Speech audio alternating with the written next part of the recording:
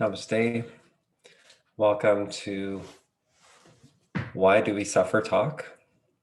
And on this talk, we're going to just go through a few main indicators as to how our mind troubles us or gets us into trouble. And we're going to learn a really simple meditation practice that can help us to shift things and maybe come to a deeper place of our own realization of suffering, because really that is the key. So we're just going to start off with a little bit of meditation from the beginning here, just a little test. So you want to sit comfortably and you're going to just close your eyes.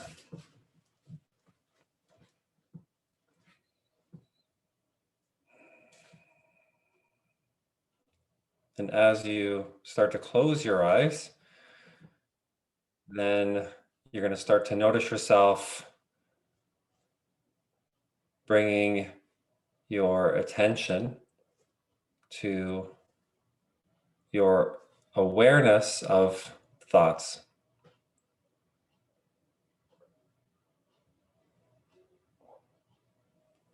And then we'll open the eyes and we may or may notice that we were thinking. And then maybe even in that time period, you noticed that you had particular thoughts that you didn't have any rhyme or reason, or you were kind of attached to, or you were already judging yourself for those thoughts. So again, let's just close the eyes.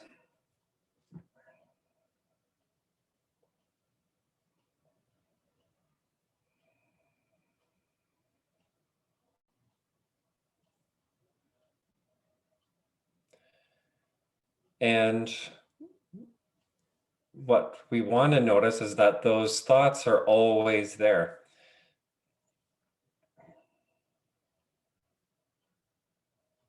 That there's almost always something on our mind.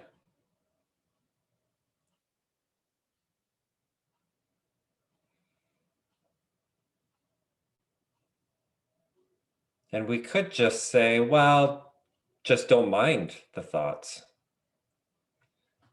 But that doesn't usually work so well. So you could sit here and you could try to not mind your thoughts, but they're on your mind. So you're going to mind them in a sense. So instead, since we have our attention to our thoughts, we can place our attention to somewhere else. And specifically for this evening or today's chat is to place your attention into your hands. So you want to feel the aliveness within your hands and notice how your thoughts or your attention can also feel the feeling in your hands.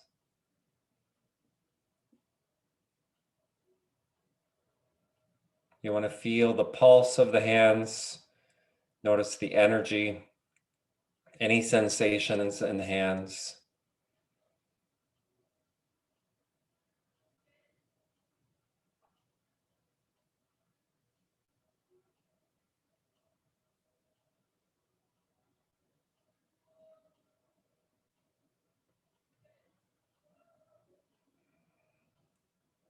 And when we open our eyes slowly, continue to notice your attention into your hands. So you might blink a little bit, take your time.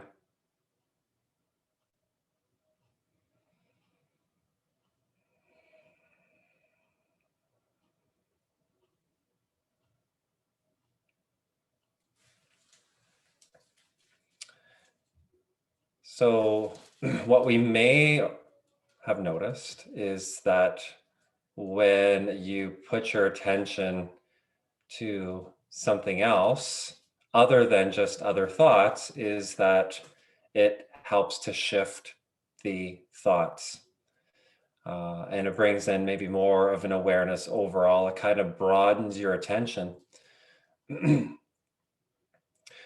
so for this evening's talk on the um, why do we suffer, most of the suffering happens from the mind.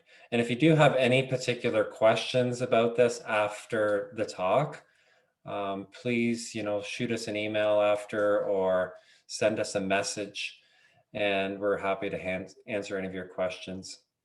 But just for the purpose of this video, I'm gonna continue to talk about these things, and then you can reflect on them and try them out after. And then if you have any questions or concerns, you can certainly reach us after. Oh, and of course, there's going to be a recording of this, so you can also review the recording and try it out again. So the main reason that we suffer is, and we probably agree with this, that the culprit of our suffering is our mind.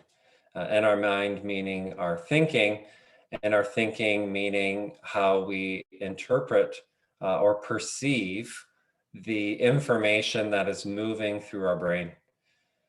And we take this to be very real. And whether it's something that's emotional or something that is a pain that you have or some kind of trauma, your interpretation or your perception of that thought is that we take it for a complete and full truth. And this is where I said in today's post that are you a puppet to the suffering? And a puppet meaning, are we even aware that our thinking gets us in trouble? Especially in a situation where you might feel a little bit more stressed or tense or highly involved in. So then in that situation, often we just kind of fall into this puppet role where we just are in this kind of fight or flight mode, and we react. And sometimes it's not until after that we realize that, oops, I did it again. And then there's maybe some contemplation, and then we'll try really hard next time to fix that and rectify that. And that may or may not work, but probably most of us know that most of the time that still doesn't work. And it's because we have kind of also this agent, which is another addition to this paradoxical or complex mind or thinking, is that we're also engaged in the pain response. We are almost sometimes even attached to it, or we're just used to it. So you'll do anything to kind of protect yourself. And so we almost sometimes even enjoy a good argument, even if we know it's kind of hurting ourselves or hurting others. And sometimes some of us really thrive on that. Again, that is some kind of, it's a little bit different than just being kind of ignorant or being unaware when you're in this role of habitual thinking that creates some kind of stress response, or you are already stressed and then the response happens. Whatever comes first, the chicken or the egg kind of idea. But all of what we can kind of point to or start to really bring more attention towards is that every time that the situation is involved, it's your perception or your view of those thoughts in that particular moment. So it's the unnecessary thinking of the situation, and taking that unnecessary thinking, or even if it's a real true thought that doesn't even seem to be unnecessary, still perceives that situation or that moment as something that is very stressful. And how do we pull ourselves out of that? How do we start to notice that more clearly? And you can try to think yourself out of the problem, but most of the time that gets us more into trouble, because there's almost more of a complexity of trying to understand the stress. And then what happens is, because you're engaging in the stress, you even become more stressful.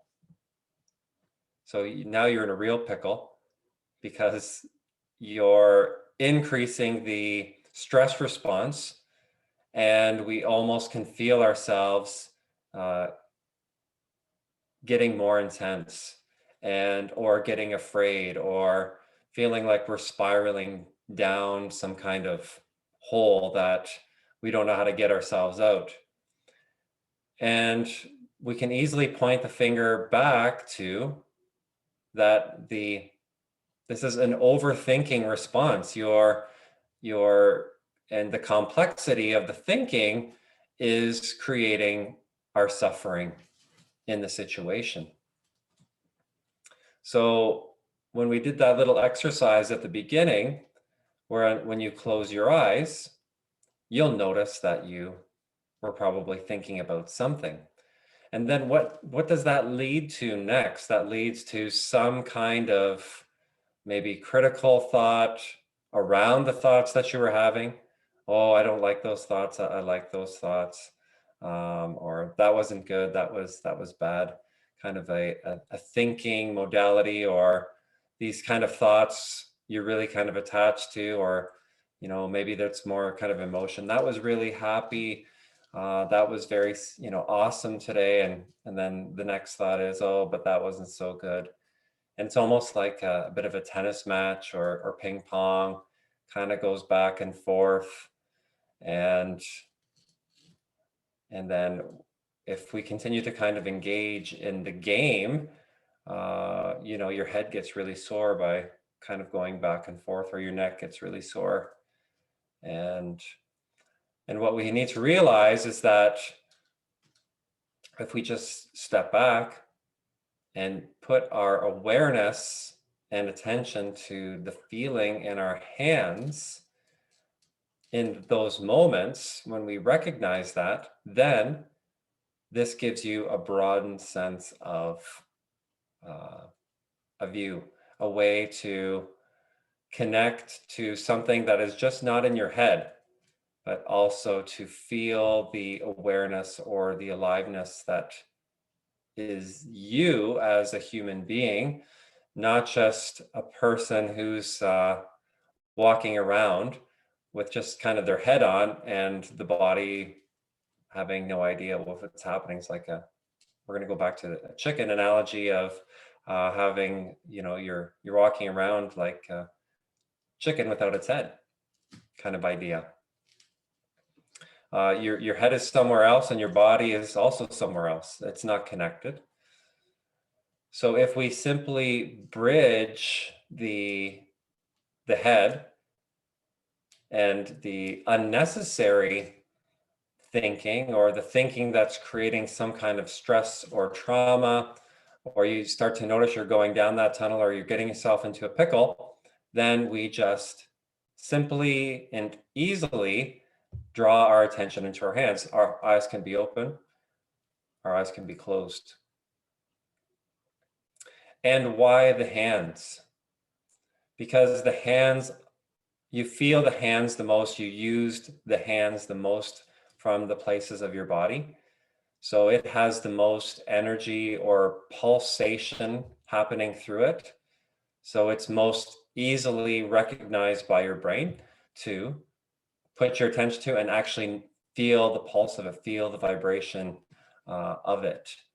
And so that's why we use the hands. We could use other parts of the body, but the hands are the most used and kind of circulating force, we could say, that really is easy to draw our attention to. And it helps us to kind of almost extend our attention so it's not so narrow. So, when we kind of get in this idea that we're really fixated on a problem and we're going to solve the problem, we notice that the energy, not only is it narrow, but it's all just swirling here in a very focused and narrow way.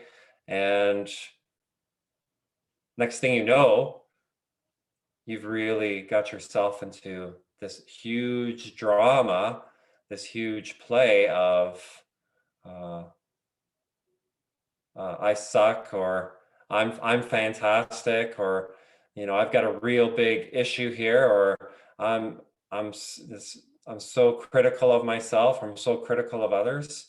We might go down that road. However, you kind of continue to have your own habitual way that you are, because we're each individually unique, but we each have these little nuances, is a nice way of saying it, where we get into the groove of our fixated problem, our problem, this problem, that problem.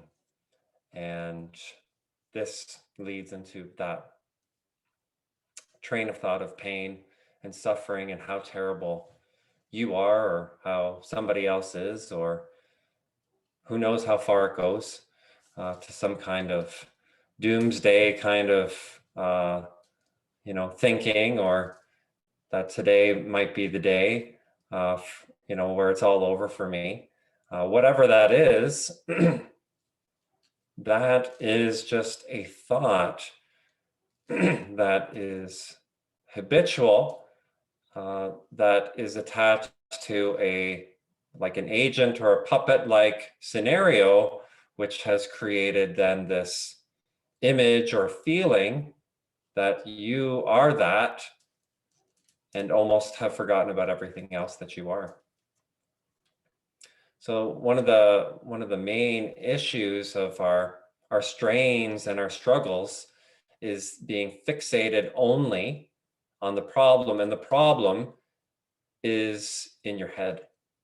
For most of the time, you'll notice that almost, probably a good 90% of your problems are just problems that you're continuing to fixate, to try to problem solve. And that's on the level of your rational mind, which wants to solve problems, but maybe we're trying to solve more than what we need to. Maybe there's an overload of this where you're continuing to be attached to fix another problem. And let me guess, right? What's the next thing? Oh, I fixed that problem. What's next? Fix that one. But it never ends. And then is that really serving us in a healthy, pain-free, unsuffering, I don't know if that's a word, way where we are free of that? Or can we still have this mind or this thought where, okay, I have a problem, but I can also not be so fixated or attached where I'm kind of losing my entire sense of self within that.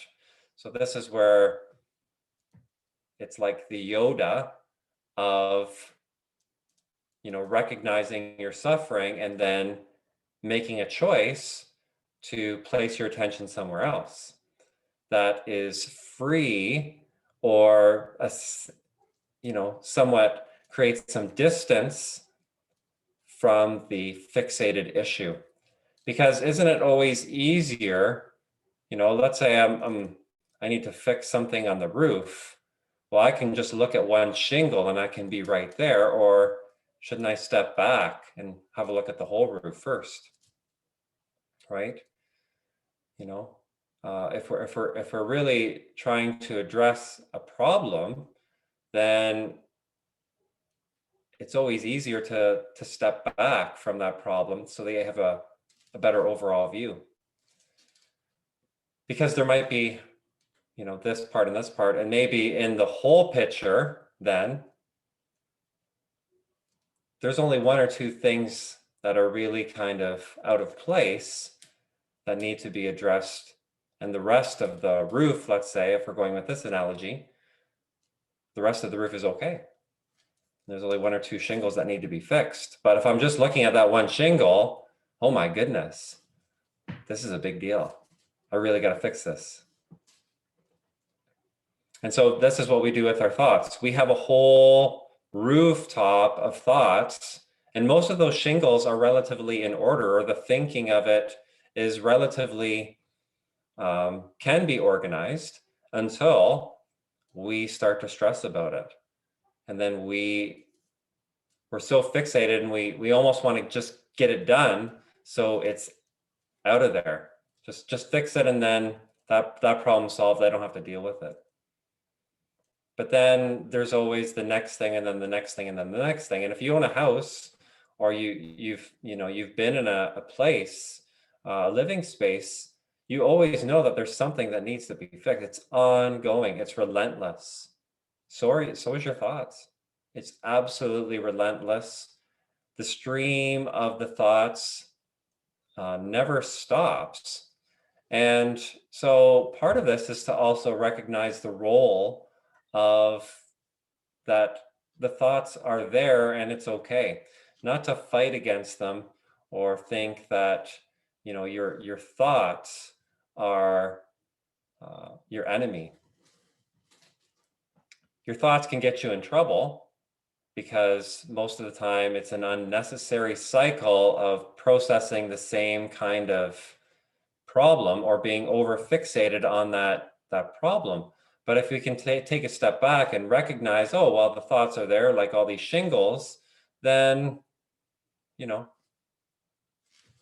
here, okay. And pretty much everything else is relatively organized. We need them because they help us to organize ourselves, and are able, are there to help us navigate where we need to navigate. But what happens is we over navigate, or we overcorrect, and then we're always kind of trying to then fix that problem, and then sometimes we go down an unnecessary hole. So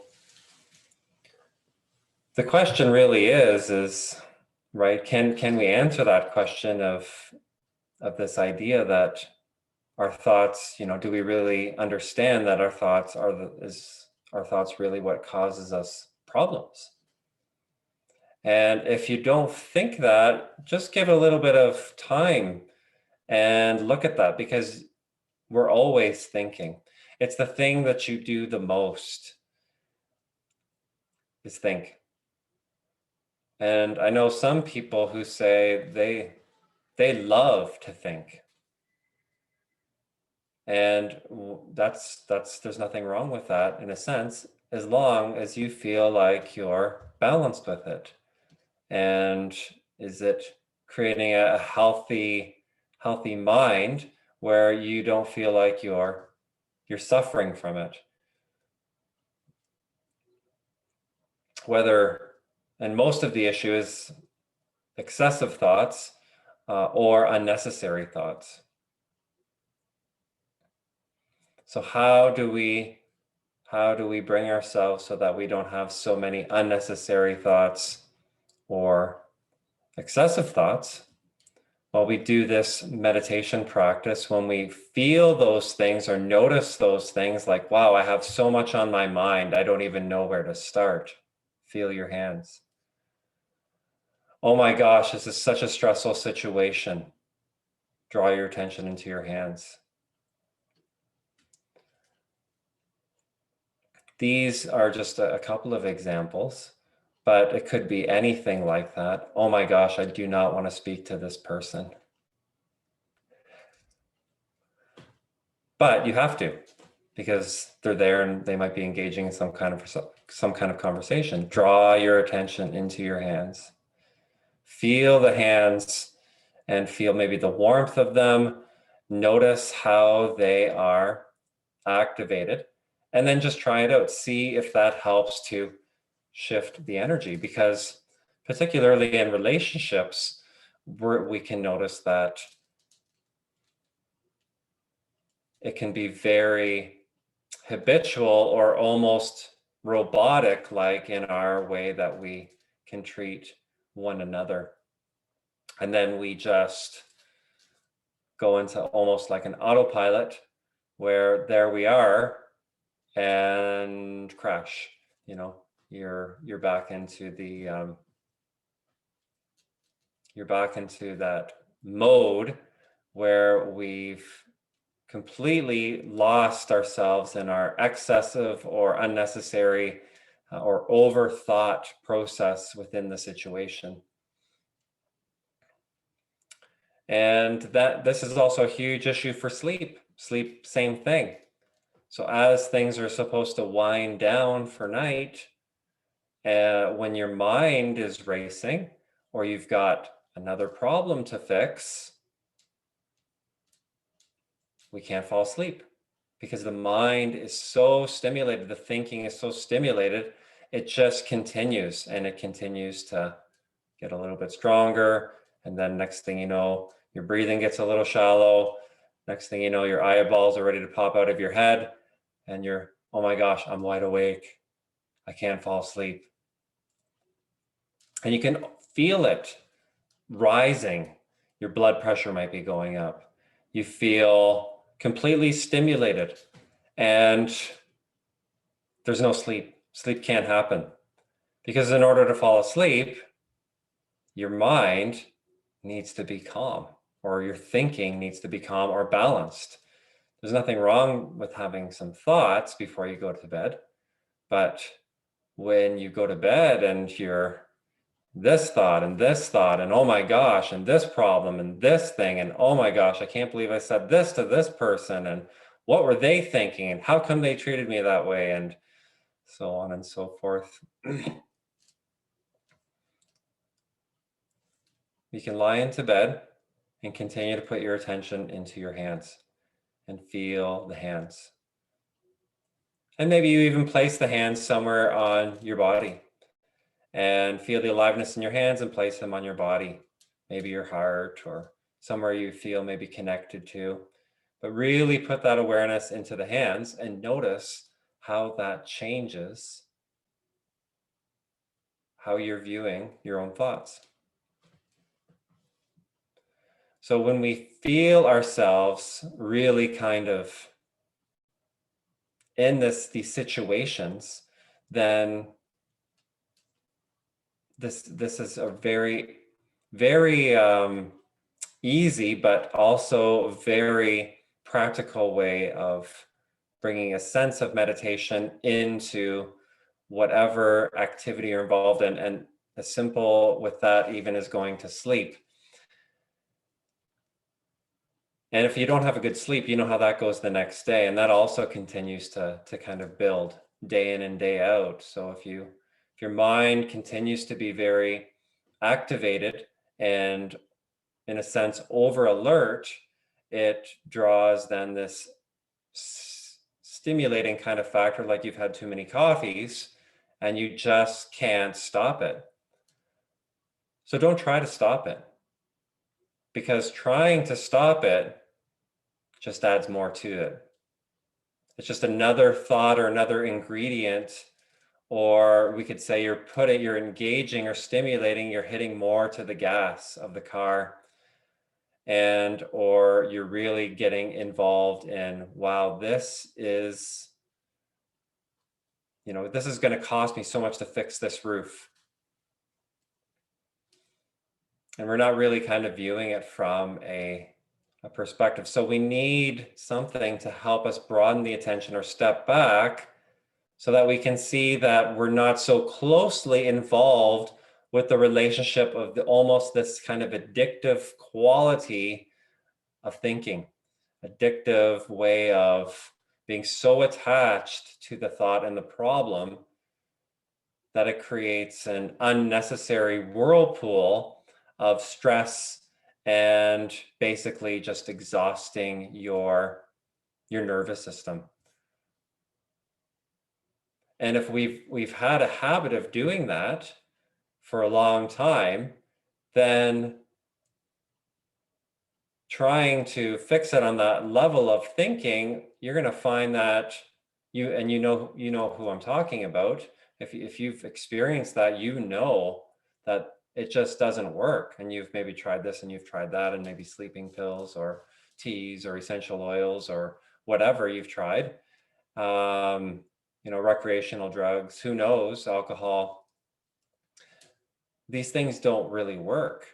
And in the long run, we find that it just doesn't help resolve any of the underlying excessiveness to the fixation of our unnecessary thoughts. So then we're just like, oh my gosh, I'm so tired of it. And then at that point, you're so exhausted that maybe you fall asleep, but it's not till 5 or 10 hours later. For some people, and for some people, it's it's an ongoing battle.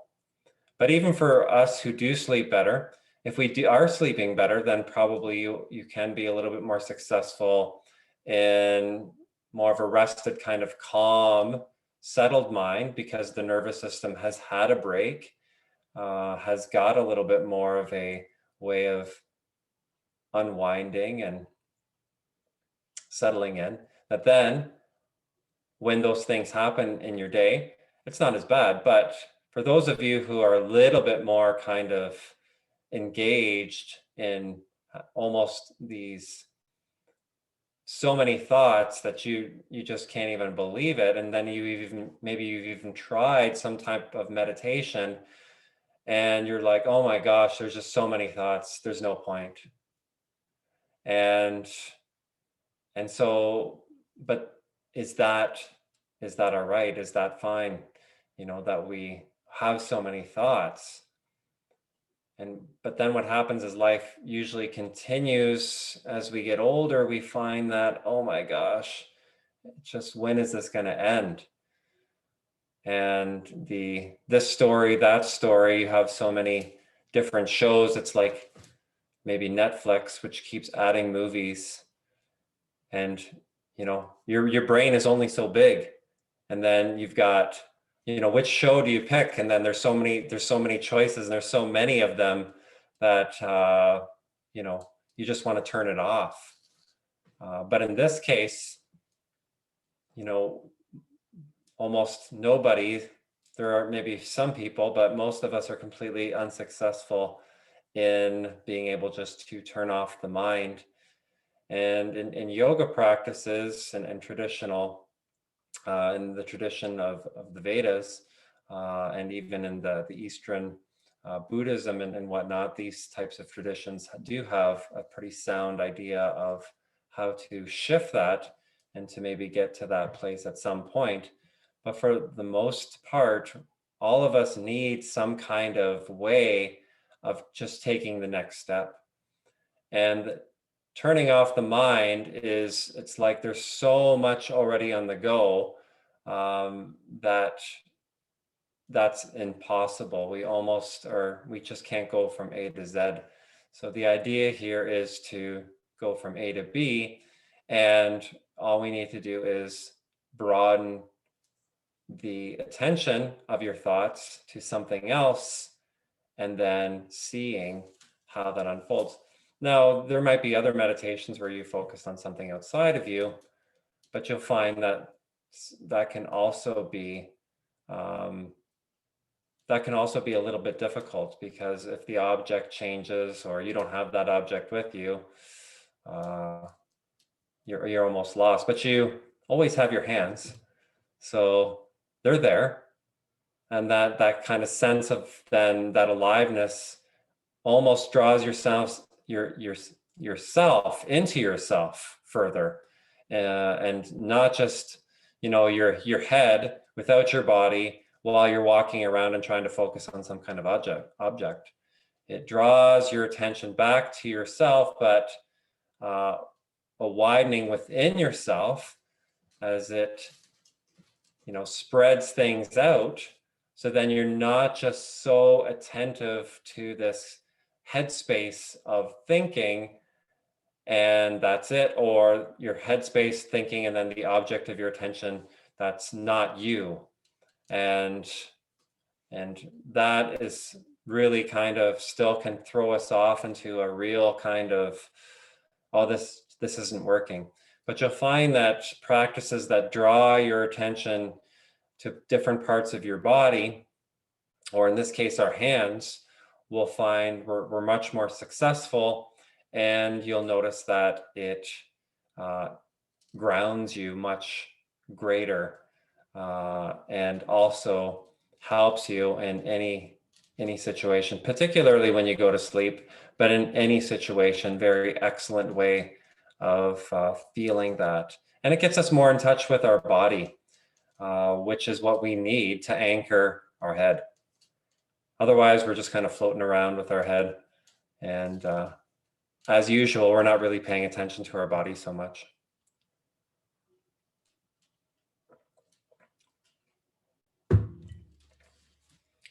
But we have these deep relationships of our thinking. And we might really like some of those ways that we like to be. Well, I'm just a worry wart. That's okay. Maybe, but maybe not, right? I'm just a hothead. That's okay. I'm just critical. I'm okay with that. And yes, but maybe no, right? And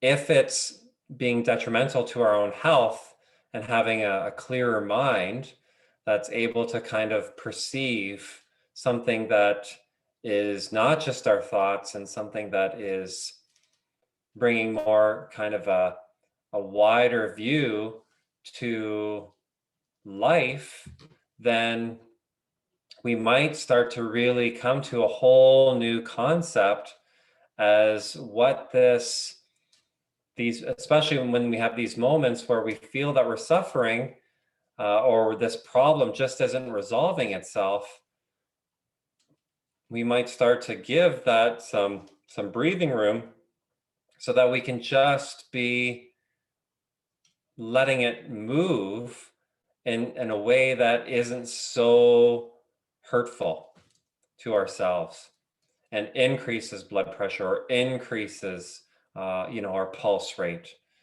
Just these couple of physical kind of ways that we are doing damage to ourselves, basically just because of the way we are incessantly thinking. So it's okay to have the thoughts, but when the thoughts are there either too much or over focused, this is where our nervous system, because there's too much energy flow happening through that to process all of that information, this creates long-term damage to our psychology and hurts the way that we are, even physically. And then we have symptomatic problems of sleep and difficulty with relationships or communication with others. And we just keep kind of going into that stream, and it's not fun.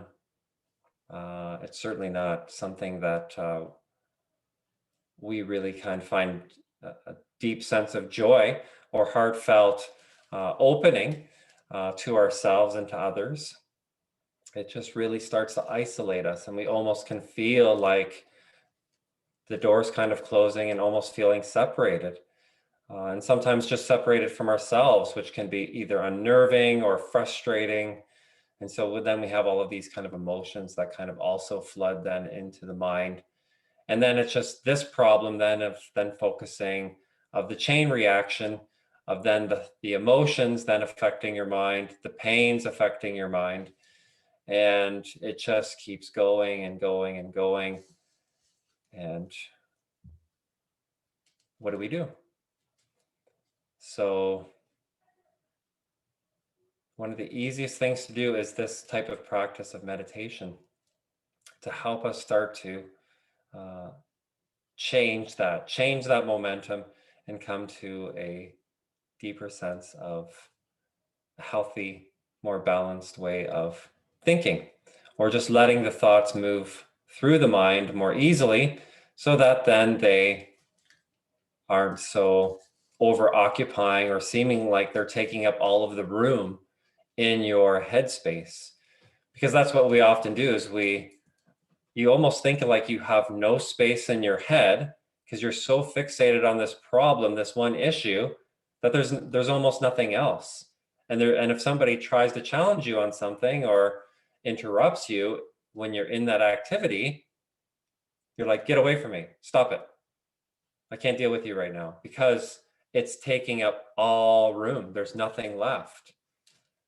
And so there's not even then any space for us to deal with situations appropriately because we're so rambunctious, you can say, within our own mind.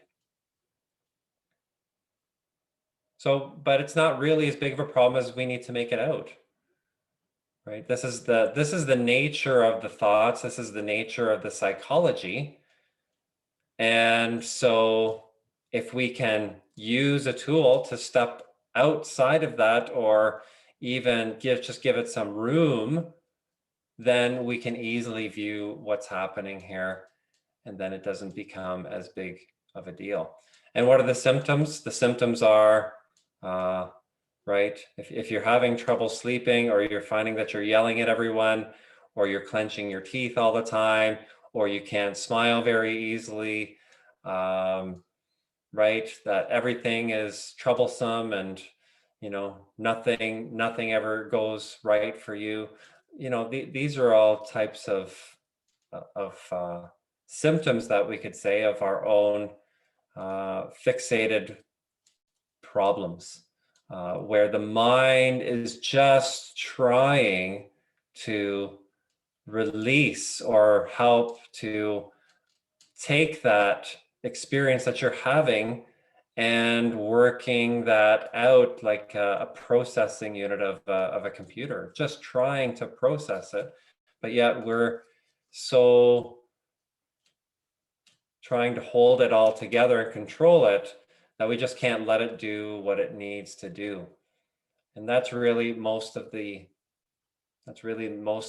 purpose of your thoughts, is to help you to navigate through the world, but also just to help you process and digest information and impulses and sensations and emotions.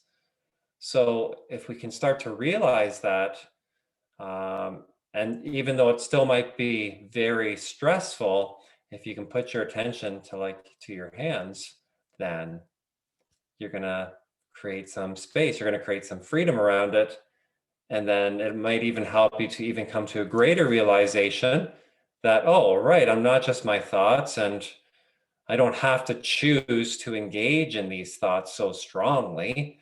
I can work with what I've got, and maybe I can even put it to bed, and then tomorrow I can deal with it because I've just fallen asleep. Yay. Right? Instead of trying to spend so much time and then trying to get to sleep, and then 1 hour passes, 2 hours passes, or you wake up in the middle of the night and the same thing kind of happens. So even in the middle of the night, if you are finding yourself, oh my gosh, same thing here, just put your attention to your hands, feel them fully, close the eyes, maybe place them even somewhere onto your body, and just let yourself continue to strengthen that awareness and attention, and notice how the thoughts dissipate or kind of spread out. And then we have less suffering to our own selves, to our own rambunctious or incessant thoughts that we continue to have. And they might even be repetitive, or they just seem to be like a broken record that just never stops. And so that's okay. let's see what happens.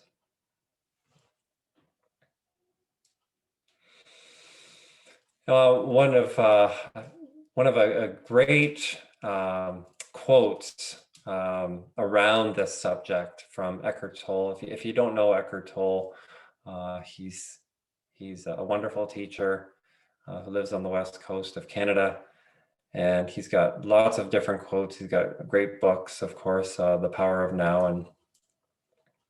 and you can research and have a look at some of his teachings. But he's got a great quote, which I really loved around this subject here that we're talking about. Suffering is necessary until you realize it is not necessary. So simple, but so true. So until you realize it's unnecessary, that's the time it'll stop. So the suffering will continue until you realize it's not necessary. But it'll continue to be necessary until you realize it's not. So you can play around with that for a bit if you want. And how many times have you probably experienced this in your life where you've been in such a situation where you have been in the depths of suffering and you feel like you can't get yourself out? It's impossible. And then somehow, some way, you realize that, okay, this isn't necessary. And then something shifts. How does that even come to your awareness? How does that even happen?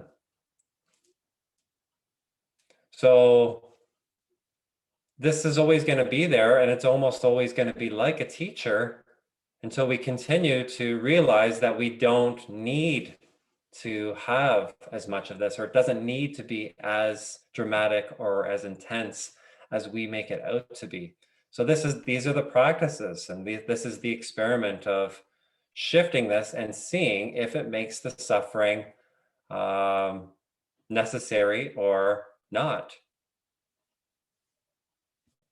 And there's a reason why, in the span of your life, you've also practiced suffering as a necessity. You've practiced that probably for a long time in certain areas of your life. And then at some point, you've also maybe shifted out of some of those things, but some of those things are still there.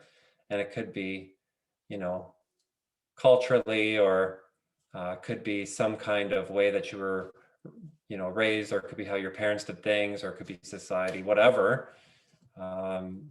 Right?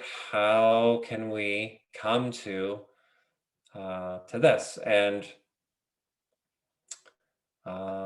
we want to notice anything that is drawing ourselves to this place of suffering where we feel like we're suffering, and maybe it's something that's a little bit lighter that you can work with first, or maybe it is something that it's the one that kind of comes to mind first, or that keeps coming to your mind.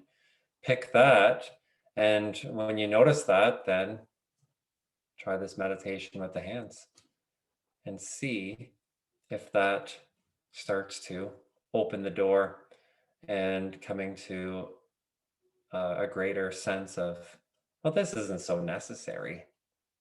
I don't really need to make this such a big deal or such a big problem. Or even when you engage with a pain within your body,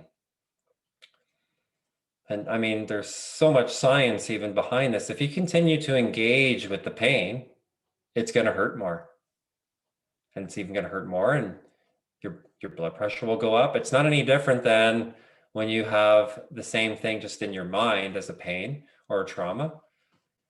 And everything starts to bubble up, and it starts to become a big deal. And, lo and behold, you have this great response of this bigger trauma, of this pain, bigger than really what it needs to be. Certainly, it's not helping you with the pain. It just makes the pain, in a sense, bigger.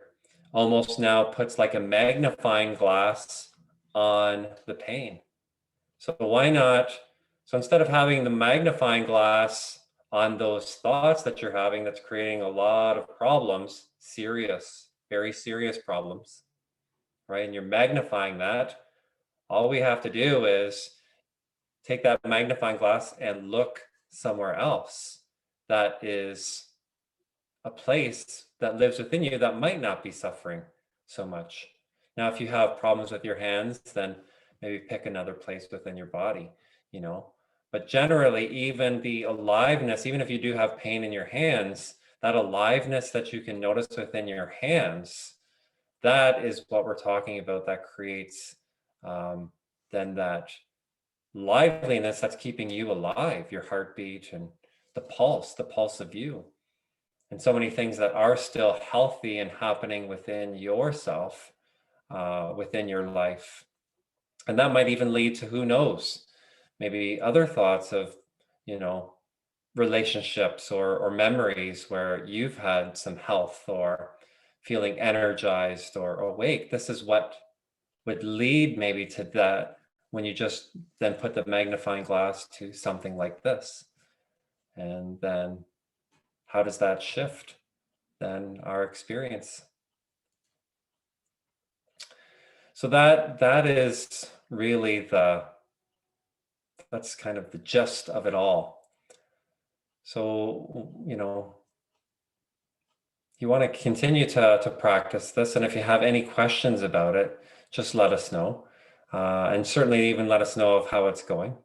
If you have any questions about some of the analogies I used this evening, then just certainly let yourself maybe contemplate it for a bit, maybe review the talk again, and you know, kind of draw that into your awareness and continue to practice. And then if a week passes by and you still have, you know, these things on your mind, we're happy to, you know, really, you know, give you something else or help to deepen your personal experience.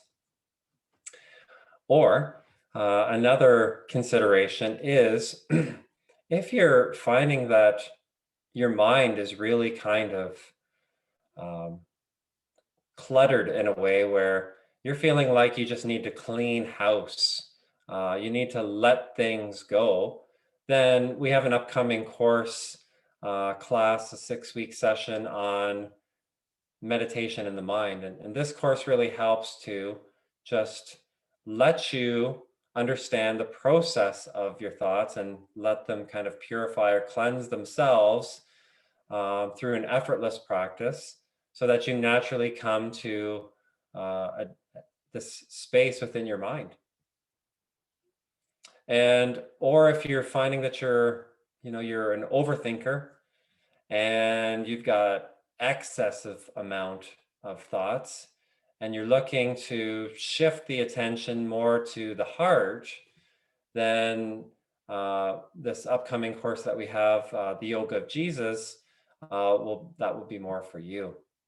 And you can find those on our website at thecore.ca and in the upcoming section. So those two courses. So the first one, the meditation in the mind, really helps to kind of start to wipe the slate clean, I'm going to say, or clean it up in a way. I like to use the analogy, it takes the garbage out twice a day. So you're emptying things out naturally, not trying. You don't have to try to do that. It happens on its own if we let it. And then the Yoga of Jesus will allow your attention of your excessive and overthinking mind to draw more attention to your heart, which the heart speaks volumes and then can really shift the critical nature of the over-focused thoughts to something that is much deeper. So if you have any questions around those courses are starting soon, and look for those. And then anything else that might draw your interest. We also have all sorts of wonderful things to help you in any way we can, or wherever draws your comfort. whether it's cleansing or food or lifestyle or diet, anything that you really speaks to you or you find you really need help with. These all kinds of different things on our website. So thank you, everyone. And we'll just finish with a little mantra, Om Shanti Shanti Shanti, which means yes to peace, peace, peace, or more particularly draws the musical or vibrational sounds of those affirming words.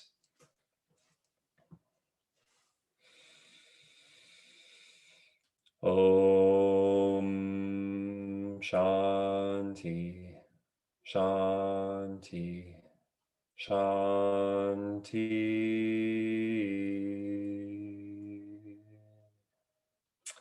And now also place the attention into your hands. Feel the aliveness into your hands.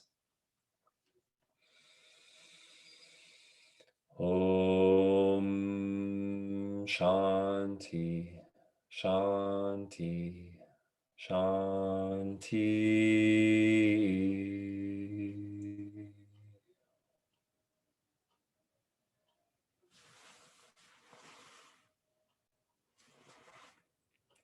Namaste. Thanks for joining us and blessings. See you soon.